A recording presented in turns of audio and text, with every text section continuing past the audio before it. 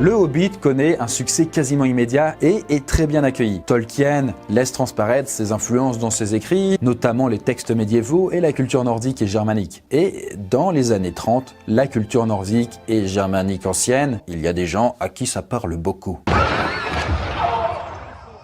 Et oui, vous ne rêvez pas, pour les nazis, l'univers créé par Tolkien et issu des différents folklores européens, c'est du pain béni. D'ailleurs, Tolkien reçoit bientôt une lettre d'une maison d'édition allemande intéressée pour traduire le Hobbit dans la langue de Goethe. En plus, Tolkien a un nom avec une consonance germanique, donc c'est top. Seulement, dans la lettre, l'éditeur pose à Tolkien une question étrange. Il lui demande s'il est arien. Condition tout à fait sine qua non pour que son livre soit publié en Allemagne à ce moment-là, quoi. Tolkien, furieux, envoie une lettre venue. Je ne suis pas d'origine aryenne. Aucun de mes ancêtres ne parlait findustani, persan ou autre dialecte apparenté. Si vous cherchez à savoir si je suis d'origine juive, je puis seulement répondre que je déplore de ne pouvoir compter parmi mes ancêtres personne de ce peuple si doué. Mais si des requêtes de cette sorte, impertinentes et déplacées, doivent devenir la règle en matière de littérature, alors le temps n'est plus loin où porter un nom allemand cessera d'être une source de fierté. Du coup, oui, on peut le dire, il a envoyé chier les nazis avec une classe toute britannique.